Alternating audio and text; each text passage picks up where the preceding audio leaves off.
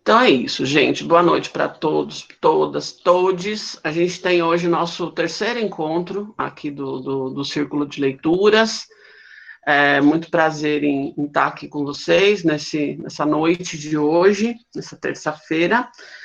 Eu falei para vocês que seria muito importante, na verdade, muito importante, que a gente, aos poucos, comece a construir esse trabalho aqui juntos, né? Para não ser, juntos e juntas, para não ser incoerente, né, com o que a gente está lendo, né? Esse processo, ele não pode ser unilateral, né? Ele não pode ser só eu trazendo coisas. A gente precisa, aos poucos, ir construindo uma produção de saberes que venha de vários lados, que vocês também tragam textos, que vocês também separem trechos dos textos e assim por diante. Então, mas eu não quero ficar pressionando nem cobrando vocês a fazerem isso. Vocês têm que fazer quando vocês estiverem com vontade de fazer. Então, eu vou sempre trazendo propostas, mas sempre muito aberta a gente mudar tudo quando alguém quiser, né? Enfim, trazer um outro trecho, uma outra discussão, uma outra leitura, um outro pedaço, e que a gente possa ir avançando assim. Eu pensei hoje em fazer o seguinte: em vez da gente ler a sequência, como nós fizemos na semana passada, porque era o primeiro encontro, né? Então, a gente pegou desde a primeira palavra da Bell Hooks. Hoje eu pensei em fazer um esquema um pouquinho diferente, que é a gente partir da página 13 da introdução e tentar ir até o final do primeiro capítulo desta obra aqui, né? Para quem não acompanhou nas últimas semanas, que é o Ensinando a Transgredir, a Educação como Prática da Liberdade, que é o texto base que a gente está usando, da Bell Hooks. Esse texto está lá no nosso Padlet, o link direitinho, vocês podem abrir aí ao longo da aula para ir lendo junto, né? Eu tenho lido no livro, vocês podem abrir aí. Eu separei alguns trechos, na verdade, assim, eu separei acho que uns 15 ou 20 parágrafos, e aí eu pensei em indicar para vocês onde está, para quem quiser acompanhar, mas também eu vou lendo, né? O texto dela, vocês já viram, é super tranquilo, dá para, só com a escuta, compreender bem as teses, né? A gente vai lendo, vai comentando, vai discutindo, vai conversando a partir desses fragmentos que eu separei. Se vocês tiverem grifado alguma outra coisa, se vocês quiserem destacar algum outro trecho que eu não destaquei, né? Porque, assim, eu deixei um monte de coisa de lado, né? Por questão de escolha mesmo, mas tem um monte de outras coisas interessantes aqui. Atravessem, interrompam e a gente vai lendo de boa, né? Não tem nenhum problema. Vamos ver até onde a gente consegue chegar. No capítulo 1, que tem como título a Pedagogia Engajada, ela vai fazer logo no comecinho do capítulo uma referência direta à educação bancária, que é um conceito super importante na obra do Paulo Freire. Quem já tem familiaridade aqui com Paulo Freire sabe disso muito bem. É um conceito, inclusive, que muita gente usa livremente, né, no meio educacional, assim, sem nem pensar muito bem, né, que isso está atrelado diretamente à obra dele. E aí eu pensei, quando a gente chegar nesse trecho, de ler juntos 2, 3 páginas do Pedagogia do Oprimido. Então eu já deixei abertinho aqui no jeito para a gente ler.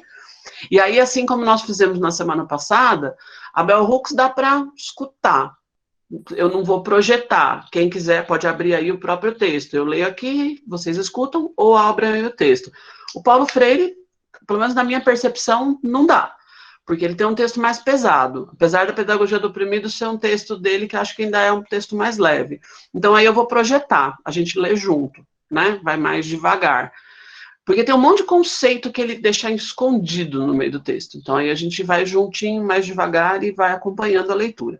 Para muitos de vocês, gente, isso é releitura, né? O que não tem nenhum problema. Eu também já li isso aqui 700 vezes e cada vez que eu leio eu aprendo alguma coisa nova. E para alguns de vocês é o primeiro contato, segundo contato, terceiro contato, não faz diferença. E trouxe também uma leiturinha de fim de encontro.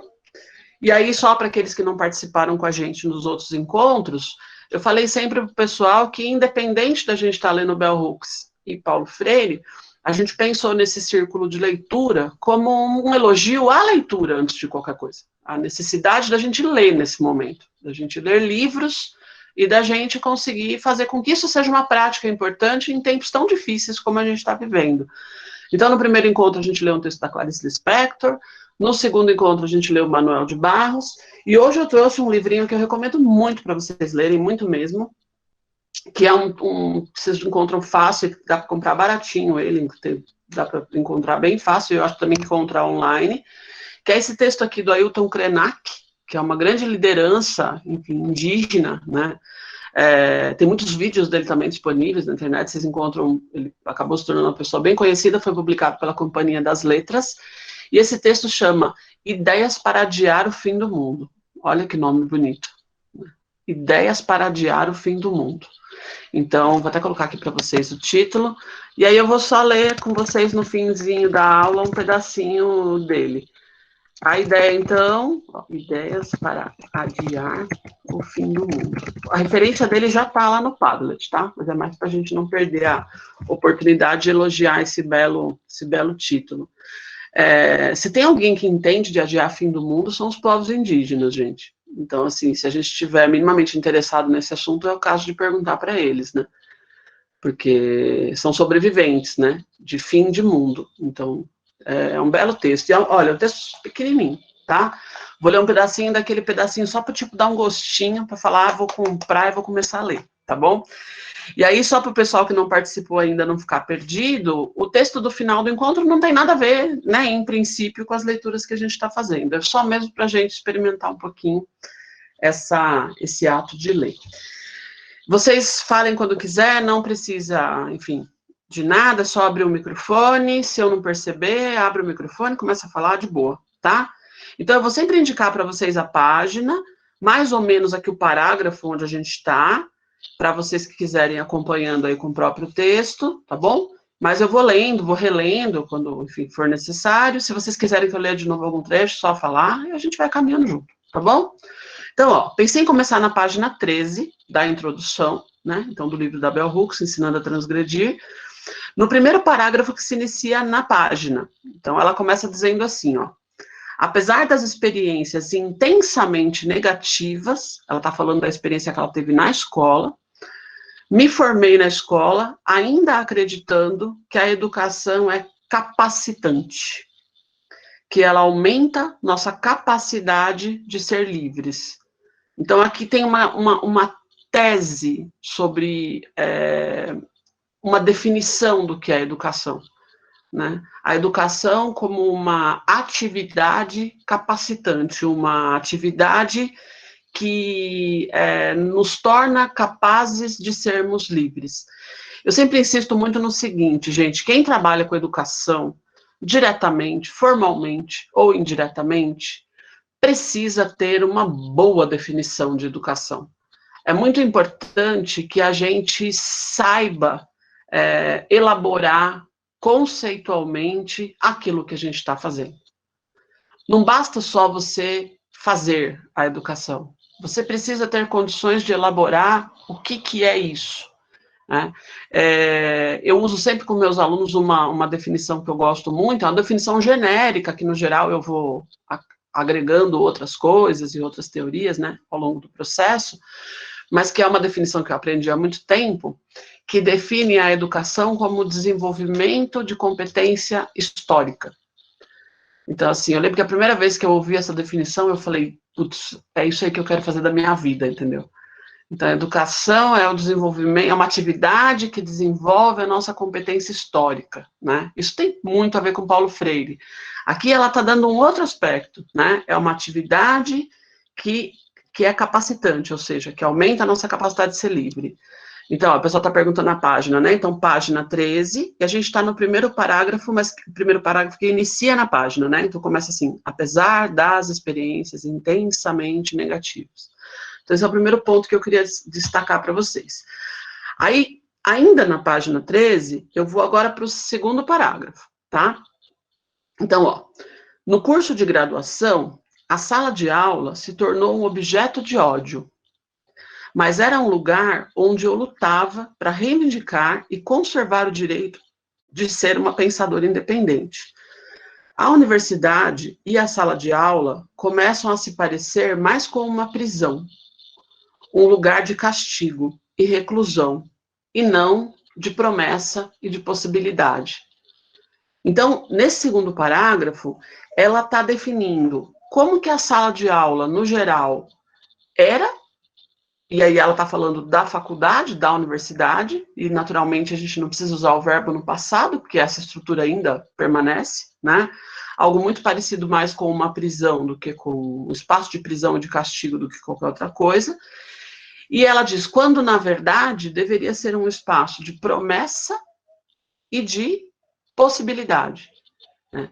E aí, gente, quero só fazer uma referência aqui, inclusive uma referência que ela vai fazer um pouco mais para frente, né? Um autor, já fiz referência a ele para vocês na semana passada também, que é o Michel Foucault, na obra Vigiar e Punir, que é o filósofo francês que é muito usado, né, na área da educação, que justamente faz essa comparação entre a estrutura da escola, estou colocando no chat aqui para vocês, ó, da prisão e do sanatório ou do hospício. Então, Foucault ele escreve uma obra nos anos 70, na França, para mostrar como o projeto moderno de escola, ele na verdade, ele é concebido como algo muito parecido com uma prisão, e muito parecido também com um hospício. Então, a obra dele, ela vai mostrar como os prédios são parecidos, o como as hierarquias são parecidas, as rotinas, o controle do tempo, as filas, as celas, os papéis, as funções das pessoas, os pátios, as vigilâncias, os exames. É uma obra muito impactante, assim, porque, na verdade, ela acaba mostrando uma coisa que é muito concreta, né? A gente no Brasil, durante muito tempo, ainda tem isso muito forte, né? Mas no Brasil, durante muito tempo, a própria linguagem que a gente usava para se referir à escola era muito policialesca, né? Ainda tem muito disso, mas hoje menos do que tinha antes, né? Na linguagem, né? Não que as coisas tenham mudado tanto na estrutura, mas a linguagem mudou. Então a gente falava em delegacia de ensino, né? Os que são mais velhos aqui lembram bem disso. Em vez de diretoria de ensino, falava delegacia de ensino. Então, você poderia assumir uma função de delegado de ensino. Olha o que é isso, gente. É assustador, né? Delegados de ensino, inspetor de aluno. Gente, inspetor é um nome que vem da linguagem policial, né? Uma escola que é cheia de sanções punitivas. Disciplina. Oi? Disciplina. Português. Disciplina. A portuguesa é uma disciplina. Eu, como filósofa, vocês imaginam, chega numa escola para dar aula de filosofia, a pessoa fala, você vai dar a disciplina filosofia. Filosofia é a coisa que mais indisciplina a gente, gente. A tarefa da filosofia é botar o mundo de cabeça para baixo, né? E alguém chama o negócio de disciplina. E grade, né? Grade curricular. Grade horária. Isso é muito aprisionador, né? Grade horária, grade curricular.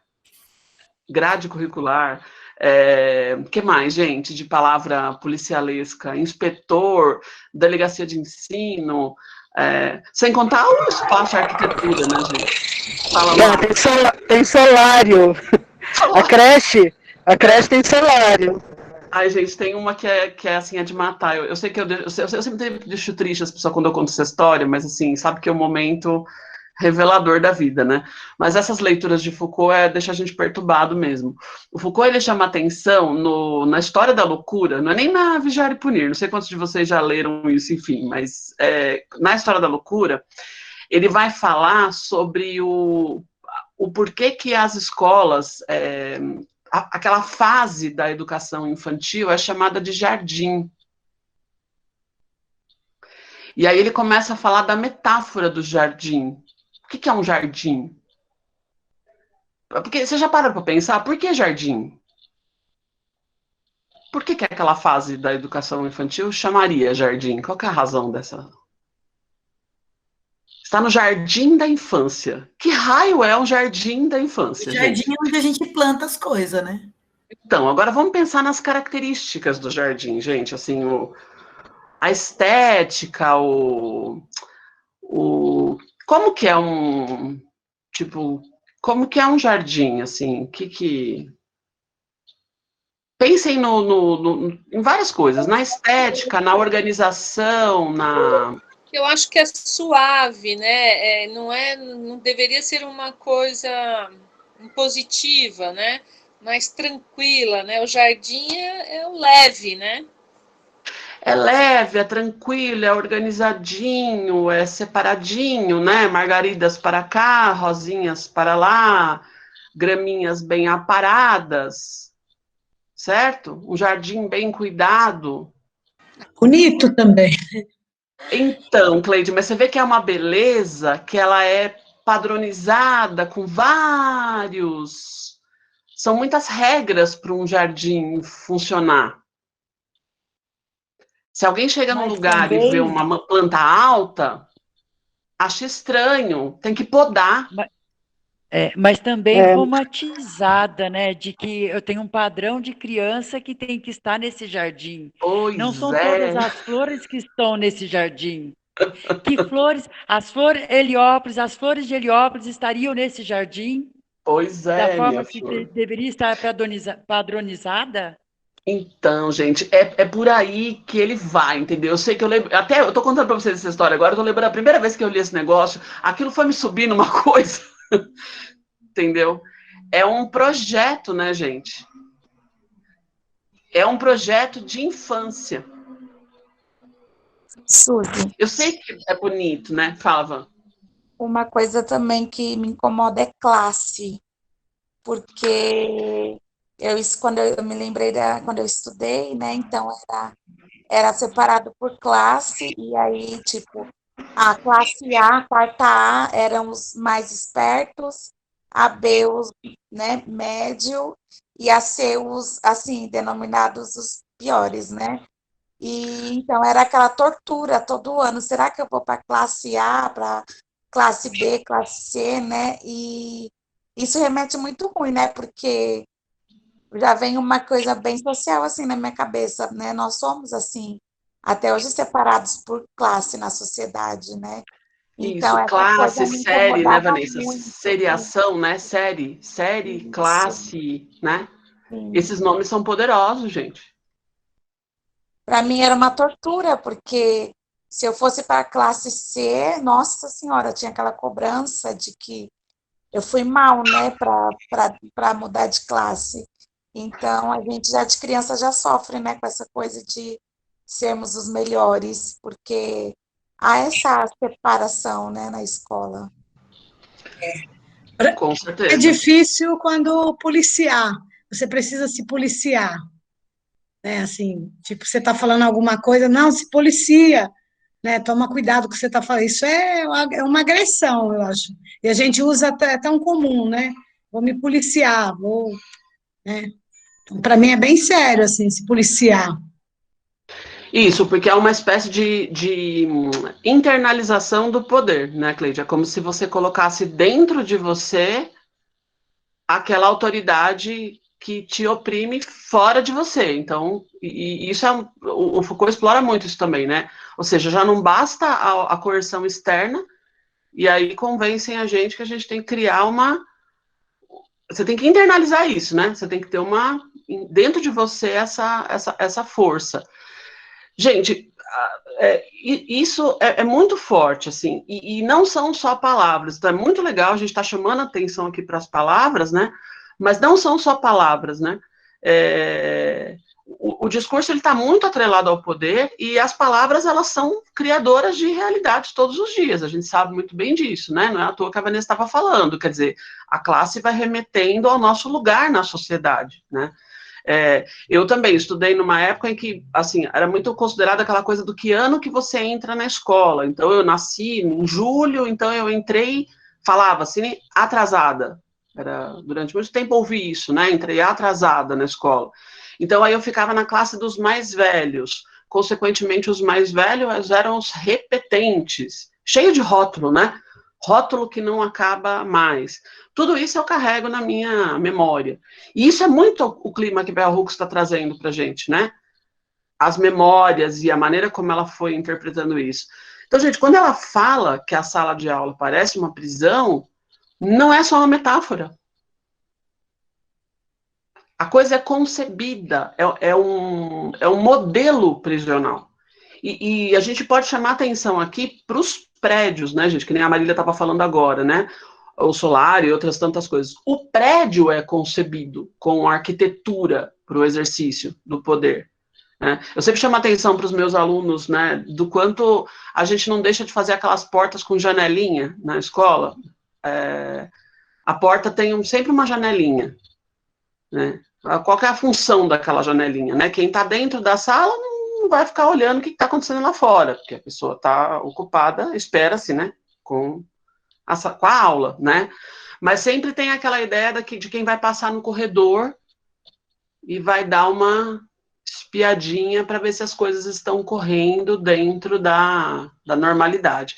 E como a Solange está chamando a atenção, tem essas escolas clássicas da arquitetura aí dos anos 70, que você não sabe se é para manter os meninos dentro ou fora, né? É um negócio, assim, fortíssimo, né? Então, só chamar a atenção de vocês, porque, assim, é muito forte isso, né? Eu tive uma experiência que eu fui conselheira tutelar em Campinas e eu fazia fiscalização na Fundação Casa. Então, a Fundação Casa é um lugar onde ninguém quase tem acesso, né? Somente os adolescentes que estão em cumprimento de medida e os trabalhadores. E tem 3 órgãos aí externos que entram lá dentro, que é o juiz, promotor, né, direitos humanos e conselho tutelar. E quando eu me deparei com a estrutura da Fundação Casa, eu vi que ela era muito parecida, ou praticamente o mesmo projeto da escola que meu filho estudava no meu bairro, né, cheio de grades, até mesmo a própria disposição, assim, da quadra ser construída no último andar, e aí ter aquela grade em cima, com sol, enfim, aquele aprisionamento. Eu falo que eles não gastam nem dinheiro com mais do que um arquiteto, né? O mesmo que produz a arquitetura da fundação é o mesmo que produz a arquitetura das escolas públicas estaduais no estado de São Paulo. E a clausura, né? A clausura como recurso pedagógico, né, gente? A gente usa a clausura como recurso pedagógico. A nossa educação, ela é muito pautada pelo espaço. E aí, acho que essa frase da Bell Hooks, né, de dizer que a sala de aula, ela deveria ser possibilidade. Um espaço como o espaço demarcado não tem possibilidade. O espaço demarcado tem destino, é como a coisa vai acontecer do jeito que ela sempre aconteceu, não tem muito como ser diferente, né? É o contrário da possibilidade, é a determinação. Então, gente, ó, vamos lá, na página 16 agora, eu vou na metade do parágrafo, ela começa assim, ó, a sala de aula feminista, eu já comento essa expressão, tá? A sala de aula feminista era o único espaço onde os alunos podiam levantar questões críticas sobre os processos pedagógicos. Essas críticas nem sempre eram estimuladas ou bem recebidas, mas eram permitidas. Essa mínima aceitação do questionamento crítico era um desafio crucial que nos convidava, como alunos, a pensar seriamente sobre a pedagogia em sua relação com a prática da liberdade. Então, lá, a sala de aula feminista era o único espaço onde os alunos podiam levantar questões críticas sobre os processos pedagógicos. Essas críticas nem sempre eram estimuladas ou bem recebidas, mas eram permitidas. Essa mínima aceitação do questionamento crítico era um desafio crucial que nos convidava, como alunos, a pensar seriamente sobre a pedagogia em sua relação com a prática da liberdade. Primeira coisa, essa expressão sala de aula feminista, que é muito interessante, e isso é bem legal. Hoje tem toda uma tradição do feminismo que nos ensina que, quando você fala em feminismo, você não está falando de uma doutrina de problemas que dizem respeito às mulheres. Não é uma doutrina que trate de problemas das mulheres. O feminismo é um processo, um conjunto de práticas que vai conceber a sociedade de uma maneira diferente, né? E que vai considerar a igualdade de gênero, ou seja, não vai permitir a desvantagem de gênero de forma alguma.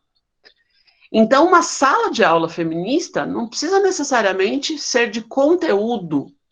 São cursos de estudos da mulher. Não, é um ambiente onde você pode questionar. E aí ela chama atenção aqui para o seguinte, onde não só você questiona o próprio autor. Eu acabei de falar para vocês, Foucault é ótimo, mas não é para a gente ser Foucaultiano, não. É para a gente estudar, usar o que a gente precisa, fazer uma antropofagia, né? Pega o que você precisa e usa, né? Vamos usar Foucault, vamos colocar ele ao nosso serviço, né? Eu estou fazendo a crítica a ele. Só que ela está indo mais fundo, gente. Ela está dizendo, uma sala de aula feminista tem que criticar o próprio processo pedagógico que você usa para ensinar alguma coisa. A gente tem que criticar o próprio processo. Então, deixa eu fazer uma provocação aqui para vocês. Se nós não terminarmos esse círculo, eu não sei quando a gente vai terminar, tá? Não estou com pressa de terminar. Por mim, a gente pode ir indo, tá? Vamos indo. Mas se a gente terminar esse círculo, uma hora que a gente achar que não deu, inclusive a gente tem outros cursos que a gente vai querer fazer, já estamos aqui planejando juntas. Se a gente terminar esse curso, sem vocês me ajudarem na condução dessas leituras, da escolha desses textos, de puxar o que vocês querem ler desses autores, das autoras, a gente não vai ter cumprido o nosso objetivo, porque a gente está falando de uma pedagogia engajada que implica que não sou eu que sei e vocês escutam. Vocês estão entendendo onde eu quero chegar? Então, se eu quero uma sala de aula do tipo que ela está defendendo, a gente está começando de um jeito, mas a gente vai ter que terminar de outro. Porque é uma construção coletiva, que precisa acontecer aos poucos também, porque senão a gente força e não dá certo também. Então, a gente precisa, a Bell Hooks, ela fala muito sobre isso, né? E isso é muito freiriano, né? A relação entre quem seria o professor e quem seriam os alunos, ela é uma relação sempre intencional, de mão dupla. Ela é de lá para cá e de cá para lá, o tempo todo. Um nutre o outro o tempo todo. Eu sei e vocês sabem e eu sei. E isso é um processo pedagógico que precisa acontecer, um processo que é construído. Então, poder pensar não só em fazer uma leitura da Bell Hooks, uma leitura do Paulo Freire, mas também em como é que nós estamos fazendo isso é fundamental. É como se fosse um trabalho de meta-leitura. Eu estou lendo, mas eu também penso na forma como eu estou lendo. Eu tento fazer um exercício assim. E ela diz que só na sala de aula feminista, depois ela vai explicar melhor, mas enfim, eu estou tentando tirar um pouco os aspectos mais biográficos, porque vocês podem ler tranquilamente sozinhos aqui, é que ela encontrava isso. No resto, não. Inclusive, ela vai falar num momento um negócio muito interessante, que ela diz, encontrei muita gente que ensinava Paulo Freire da maneira mais ortodoxa possível. Então, é interessante ela chamar atenção para isso, né, da relação, como a Solange colocou aqui, é uma troca, né, uma relação de forma e conteúdo. Aí ela continua, ó, quando fui dar a minha primeira aula no curso de graduação, me apoiei no exemplo das inspiradas mulheres negras que davam aula na minha escola de ensino fundamental, na obra de Freire e no pensamento feminista sobre a pedagogia radical. Eu tinha o desejo apaixonado de lecionar de um modo diferente daquele que eu conhecia desde o ensino médio. O primeiro paradigma que moldou minha pedagogia foi a ideia de que a sala de aula deve ser um lugar de entusiasmo, nunca de tédio. E caso o tédio prevalecesse, seriam necessárias estratégias pedagógicas que interviessem e alterassem a atmosfera, até mesmo a perturbassem. Então, isso é interessante também, né? A educação, ela é completamente atravessada pelo afeto, gente. Só que não é apenas um sentido do afeto. A gente costuma, no geral, associar afeto com carinho, com afeição. Eu queria que vocês, isso é muito importante também para a educação, mas queria que vocês pensassem no afeto também no sentido de alguma coisa que te toca, que te atravessa, e que não precisa ser positivo também, né? Então, afeto como afecção. Estou colocando aqui no chat, ó. Você é atravessado. Quando eu trouxe hoje a imagem do jardim, tentando causar um certo incômodo em vocês, de por que raios querem colocar nossas crianças em jardins, como se eles fossem plantinhas que precisassem ficar quietinhas num lugar tranquilo, e cada vez que eles começassem a crescer um pouco além do que foi previsto ou projetado, a gente vai podar, e esse termo é muito usado, né, nos processos, muitas vezes, disciplinares, né, você tem que podar, porque você tem que dar limite, você tem que podar. Ela está falando do contrário, ela está falando de transgredir, não está falando de podar, né? Então, o que eu quis fazer com isso? Eu quis trazer um afeto para vocês, mas é um afeto que perturbasse vocês. Espero que tenha perturbado pelo menos um pouquinho. E tem outras perturbações também. Como a gente já está com perturbação suficiente por aí, então estou pegando leve, tá? Porque eu tenho certeza que vocês já estão com muita perturbação. Mas só para entender um pouco esse espírito do que ela está falando. Gente, mesmo quando incomoda, quando dá aquela sensação ruim, assim, sabe? De falar, poxa vida, né? Eu também faço isso, porque esse é o problema, né, gente? Essas coisas nos incomodam porque a gente também reproduz isso de várias formas, né? Irrefletidamente a gente reproduz. A gente começa a perceber que é uma estratégia pedagógica interessante para que entediante não vai ser. Pode até incomodar, mas tédio ninguém vai sentir aqui. Pode até ficar incomodado, nervoso, revoltado, mas tédio não.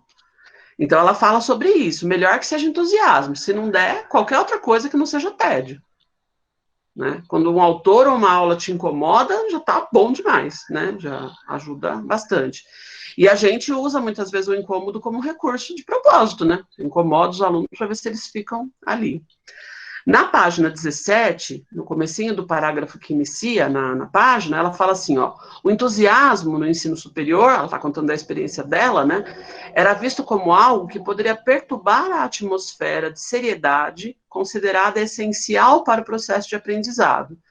Entrar numa sala de aula de faculdade, munida da vontade de partilhar o desejo de estimular o entusiasmo, era um ato de transgressão. Então, ela está chamando atenção para o fato de que só o fato de você ter entusiasmo pelo conhecimento, muitas vezes dentro de um ambiente muito conservador, já é transgressor, né? Para vocês verem o ponto que a gente chegou. Nessa página 17, eu destaquei um outro trechinho no fim da página, em que ela vai dizer assim, ó, mas o entusiasmo, no último parágrafo, mas o entusiasmo pelas ideias não é suficiente para criar um processo de aprendizado empolgante. Na comunidade da sala de aula, nossa capacidade de gerar entusiasmo é profundamente afetada pelo nosso interesse uns pelos outros, por ouvir a voz uns dos outros, por reconhecer a presença uns dos outros. Gente, entusiasmo pelas ideias ajuda muito, não tenho nenhuma dúvida, mas só isso não serve, né? Ela está questionando aqui uma coisa que é muito comum, principalmente no ensino superior, quando os professores dão aula para eles mesmos, né? Eles não dialogam com quem está lá, né? E aí ela está chamando atenção, né, do quanto, para você tornar esse ambiente uma comunidade, o interesse de uns pelos outros é fundamental. E aí ela continua dizendo, ó, visto que a grande maioria dos alunos aprende por meio de práticas educacionais tradicionais e conservadoras, e só se interessa pela presença do professor, qualquer pedagogia radical precisa insistir em que a presença de todos seja reconhecida. E não basta simplesmente afirmar essa insistência, é preciso demonstrá-la por meio de práticas pedagógicas. Para começar, o professor precisa valorizar de verdade a presença de cada um, de cada pessoa que está ali naquele espaço. Então, isso é muito interessante também, esse fundamento ético, né, dessa prática educacional. Gente, muitas pessoas pensam na educação como se ela fosse uma relação só de conhecimento, né? A gente costuma dizer na filosofia que o campo educacional ele foi reduzido a um campo epistemológico. Estou colocando aqui, ó. Então, você reduz tudo a uma relação entre um sujeito e um objeto, onde O professor, no geral, é o sujeito, a maioria das vezes, e o aluno é o objeto. Essa proposta aqui, da Bell Hooks, fundada no Paulo Freire, é uma concepção ética. Uma concepção ética nunca é uma relação entre o sujeito e um objeto. É uma relação entre o sujeito e um sujeito. Mesmo quando o outro polo é algo, como, por exemplo, você poderia dizer, é o planeta, por exemplo, ou é o meio ambiente, ou é um animal, ainda assim é sujeito. Porque a ética, ela não converte o outro, a alteridade, aquilo que não é você, em coisa, em objeto. Então, a relação ética, ela sempre é uma relação entre dois sujeitos. Os povos indígenas entendem isso muito bem. Para nós é difícil isso. A gente tem uma certa dificuldade de entender essas coisas. Eu acho que até que a gente está aprendendo um pouquinho. A gente é meio devagar, mas a gente está aprendendo. Pensem como que isso é forte. O aluno, se ele é visto, se a gente pensa o processo educacional como um grande projeto epistemológico de produção só disso, eu transformo meu aluno num objeto, numa coisa que está lá diante de mim, que eu preciso ter algum tipo de relação com ele. Só que aqui, quando ela fala, você precisa verdadeiramente reconhecer a presença do outro, ela está dizendo, não, a educação é ela tem um fundamento ético. Não tem como você pensar na educação de uma outra maneira, né? E aí, automaticamente, tudo muda de figura. Só isso muda bastante, tudo de figura. Suzy. Fala, querida. Quando você falou isso, me lembrou muito, porque a gente tem, né, no Paulo Freire, aquelas frases emblemáticas, né, mas me veio muito a questão do ninguém educa ninguém, né? E sim, a gente se educa uns com os outros e mediados por esse mundo que está aqui, né? Então, um pouco do que a Bel fala, né? De se movimentar a partir desse mundo, né? Que faz com que a gente interaja com o outro. Então, fiquei pensando nisso, né? O quanto é importante, né? Esse reconhecimento do outro, da outra, de verdade, né? Não catequizando, que bom que você está aqui. Não, é de verdade, né? Você sentir o outro, e aí já entra na relação de afeto, né? De acolhimento. Então, eu acho que é um pouco por aí, assim. Vamos mais um pouquinho? Pensei em pegar o primeiro parágrafo da página 25 agora, depois eu quero ler um pedacinho do Paulo Freire com vocês, acho que ainda dá tempo. Começando o primeiro capítulo, então, né, que é o primeiro capítulo do livro, Pedagogia Engajada, ela diz assim, primeiro parágrafo. A educação como prática da liberdade é um jeito de ensinar que qualquer um pode aprender. Esse processo de aprendizado é mais fácil para aqueles professores que também creem que sua vocação tem um aspecto sagrado, que creem que nosso trabalho não é de simplesmente partilhar informação, mas sim o de participar do crescimento intelectual e espiritual dos alunos, né? Muito que a gente está falando desde o começo do encontro de hoje. Na página 26, ela vai dizer o seguinte, no comecinho da página. Quando entrei na faculdade, o pensamento de Freire me deu o apoio de que eu precisava para desafiar o sistema da educação bancária. A abordagem baseada na noção de que tudo o que os alunos precisam fazer é consumir a informação dada por um professor e ser capazes de memorizá-la e armazená-la. Depois eu devo descer um pouquinho, 2, 4, 6, 8, 10 linhas. Aí ela vai dizer assim, a obra de Freire afirmava que a educação só pode ser libertadora quando todos tomam posse do conhecimento, como se este fosse uma plantação em que todos temos que trabalhar. Eu vou projetar aqui para vocês, como ela falou em educação bancária, é um conceito fundamental, né, do Paulo Freire, deixa eu projetar aqui.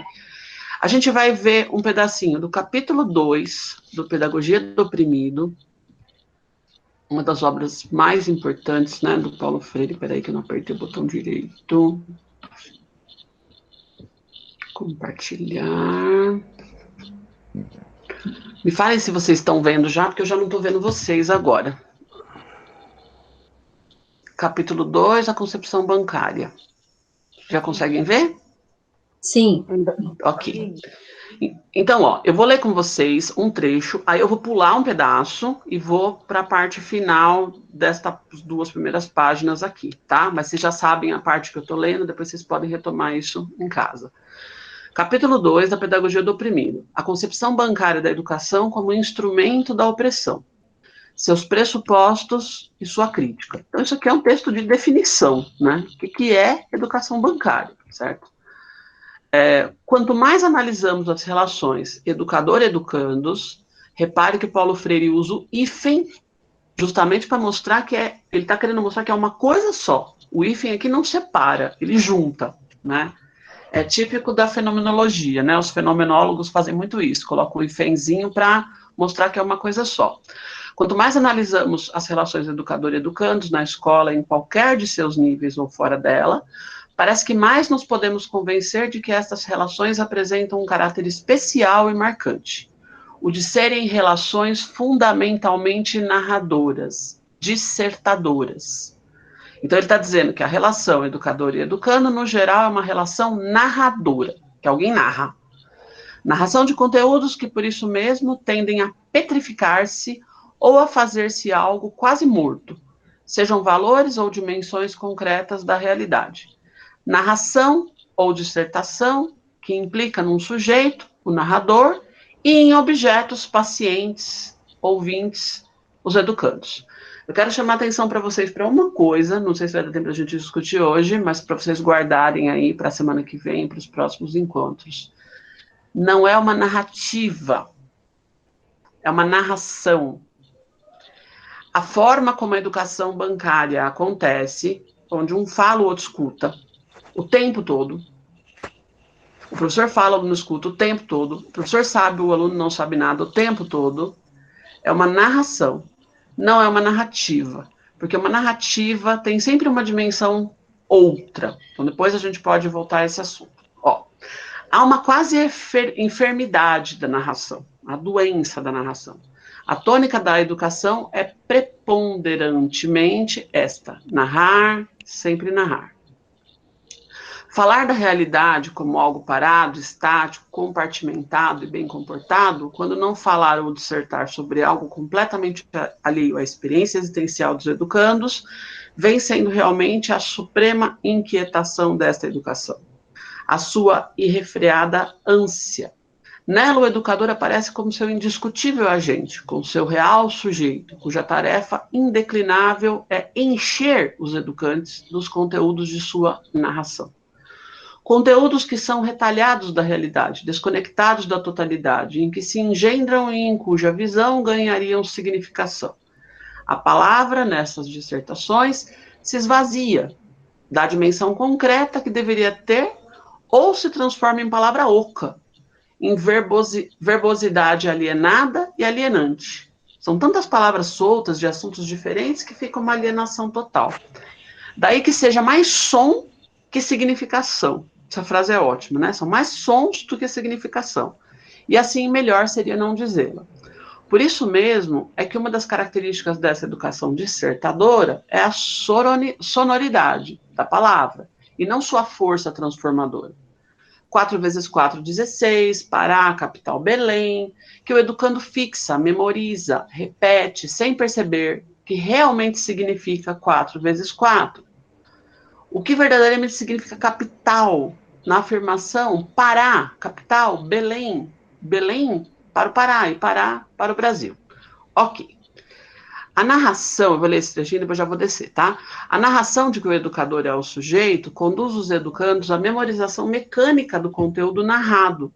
Mais ainda, a narração os transforma em vasilhas, em recipientes a serem enchidos pelo educador. Quanto mais vai enchendo os recipientes com seus depósitos, tanto melhor o educador será. Quanto mais se deixa indocilmente encher, tanto melhores educandos serão. Eu vou pular um pedacinho, depois vocês podem ler isso em casa. Ele faz uma síntese aqui embaixo do que é a educação bancária. O que é a educação bancária? Na educação bancária, o educador é o que educa, e os educandos, os que são educados. Na educação bancária, o educador é o que sabe, os educandos, os que não sabem. Na educação bancária, o educador é o que pensa e os educandos, os pensados. O educador é o que diz a palavra, os educandos, os que a escutam docilmente. O educador é o que disciplina, os educandos, os disciplinados. O educador é o que opta e prescreve sua opção, os educandos, os que seguem a prescrição. O educador é o que atua, os educandos, os que têm a ilusão de que atuam, na atuação do educador.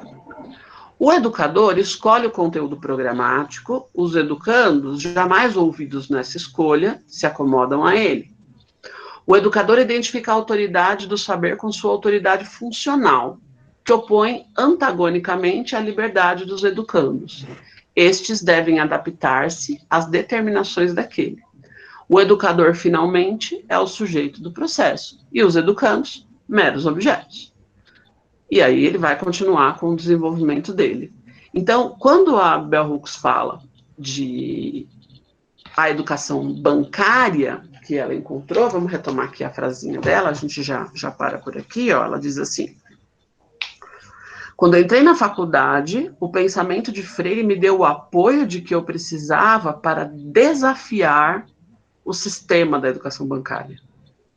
A abordagem baseada na noção de que tudo que os alunos precisam fazer é consumir a informação dada por um professor e ser capazes de memorizá-la e armazená-la. E é isso, gente. Acho que assim, ó, a gente começou o capítulo 1, a gente tem ainda aqui desse capítulo 1 mais uns 6, 8 trechinhos. A gente pode continuar no próximo encontro. Eu vou fazer um convite para vocês, que vocês separem alguns trechinhos desse capítulo 1 e separem alguns trechinhos do capítulo 2, que vocês acham que é legal a gente ler juntos. Parágrafos, trechos que vocês acham que são mais fortes, que são mais interessantes, trechos que vocês gostariam que fossem comentados, trechos que vocês gostariam de comentar, trechos que vocês acham que dá uma boa discussão, trechos que, de repente, vocês acham que estão meio problemáticos e que a gente precisa entrar numa discussão. E também pontes com o Paulo Freire, como eu estou fazendo, dá para fazer, a gente pode puxar trechos da obra dele, e eu vou fazer o mesmo.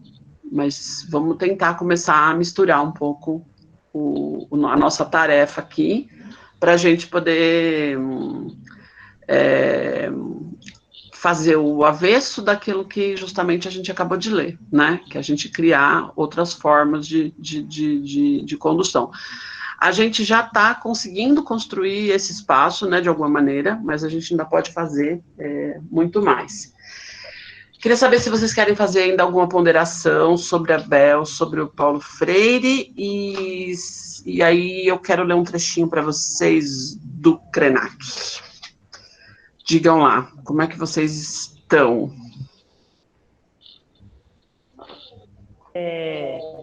Suzy, eu achei interessante e pensei até que fosse comentar mais, quando ela fala também do professor o sagrado, né? Essa relação dele com o aluno, então parece que até chama para uma espécie de vocação, e que alguns momentos foram mal usados também na interpretação de que o professor fosse aquele que é só o afetivo, né? Mas eu acho que eu nunca saio a mesma quando eu participo dessas aulas, porque eu acho que você consegue provocar, e toda hora me vem forte, de que momento que nós vamos discutir mais fortemente essa questão política da educação, e porque se a gente é um analfabeto na educação, na política, até quando nós estamos passando para os avessos, né? Então, eu estou vendo no momento como o educador, como a conjuntura da educação, mas eu fico pensando que momento que a gente vai discutir, como é que nós podemos provocar, porque você traz, e nos textos traz essa provocação, né? E aí eu também vim lembrando também de um livro que eu nunca consegui ler, eu achei muito difícil, que é aquela professora Cintia Não, né? Que foi uma época que estavam contestando a política da educação infantil, né? e que nos deveria chamar de tia. Hoje eu estou pensando participar desse processo, é entender mais aonde está amarrada essa questão da educação, que Paulo Freire tanto fala, e Bel me chamou atenção o trecho que fala do sagrado. Eu fiquei empolgado quando eu li, porque não é um sagrado qualquer, né? Parece que não é um sagrado qualquer, é um sagrado do seguinte: a educação é qualificação, é acreditar no que você faz, né? Não sei se é isso. Legal, Mércia. Essa tua ponderação ela é muito importante, assim, só para fazer um comentário um pouco histórico nessa história toda, Mércia, assim, a gente tem um pensamento, acho que no Brasil, nos meios acadêmicos, nas discussões que a gente faz, que ele é muito simplista e ele é um pensamento binário no geral. Então é muito comum a gente sair de um extremo e ir para o outro, né? Então, assim, esse título, né, do livro, estava até aqui comigo, né, o professor, assim, Tia Não, né, que acho que representa muito parte, né, de uma discussão importante na educação, e ao mesmo tempo, entrelaçando essa discussão com isso que você está trazendo agora, né, da profissão da educadora, do educador, como uma vocação, como um vínculo afetivo fortíssimo, que não que tem uma dimensão subjetiva muito forte, afetiva muito forte, e até mesmo, como ela diz, né, sagrada. Ela chega a dizer lá na orelha do livro, na introdução, né, as educadoras tinham uma função messiânica. Em vários momentos do livro ela usa essas metáforas teológicas, não é à toa. Sagrado, messiânico, tinha a missão de nos formar e tudo mais. Qual que é a questão, Mércia? Como sempre, tudo isso é muito difícil. A gente não tem uma tradição política no Brasil que entendeu que o cuidado, o conceito de cuidado, ele é eminentemente político. E talvez esse seja um dos conceitos mais importantes da política. Só que a gente não vê ainda o cuidado dessa maneira. A gente não consegue entender o cuidado nessa dimensão, né? Então, o cuidado, ele sempre foi muito desqualificado, ele sempre foi muito associado a um trabalho que é o trabalho não remunerado, né? Tem a ver com a história das mulheres, que no geral é o gênero que realiza, né, esses cuidados das crianças, o cuidado dos mais velhos, etc. e tal. E a profissão das docentes, vocês lembram, mas a própria Bell Hooks fala, né, quando eu nasci, eu tinha só poucas opções, né, ou eu me casava ou eu virava professora, né, e a gente tem essa tradição no Brasil também, né, não é agora nem tanto, mas no passado tinha muito, né, tinha épocas que as meninas, para fazer um curso, uma formação, só era essa possibilidade, né. O problema é que, assim, durante muito tempo, a profissão da professora não era considerada necessariamente, né, dessa forma, como uma profissão, e justamente por isso a terminologia da tia foi ocupando cada vez mais espaço, era como se aquilo de fato não fosse um trabalho, porque afinal de contas você está cuidando, olha para vocês verem como que vai sendo o problema, e aí vem uma onda academicista, cientificista, talvez com a melhor das intenções, que era justamente dizer, não, o que a gente faz aqui é ciência, e educação é uma ciência, né, eu sou uma profissional, né? Eu me formei para isso, né, eu não aprendi pedagogia na minha casa cuidando dos meus irmãos, eu aprendi na faculdade, eu aprendi fazendo mestrado, eu aprendi fazendo especialização, ou seja, tudo isso é um movimento extremamente importante, mas parece que a gente caiu no outro extremo, como se tivéssemos que esvaziar a dimensão do que ela está chamando aqui de sagrado. E no final, gente, o ser educador envolve tudo isso. Né? Até porque, eu acho que assim, quem trabalha de maneira apaixonada com a educação e, portanto, lida com essa ciência, com essas práticas de maneira apaixonada, sabe que a própria paixão você não tira da formação universitária. Você não consegue tirar, é impossível. Então, não há por que a gente separar aquilo que não precisa estar separado. A realidade, ela é extremamente complexa, né? O Marx diz, tem uma das teses mais fortes do marxismo, né? Que acho que sustenta toda a teoria marxista, que diz o seguinte: o concreto é concreto, já anoto para vocês, porque é síntese de múltiplas determinações. A realidade não é uma coisa só. Então, o concreto é concreto porque é síntese de múltiplas determinações. Então, eu ponho um desafio aqui para vocês. De quantas determinações se faz um educador? A dimensão do sagrado, a dimensão do cuidado, não se opõe à dimensão da ciência, à dimensão da formação acadêmica, à dimensão da profissão. Essa atividade humana é extremamente complexa.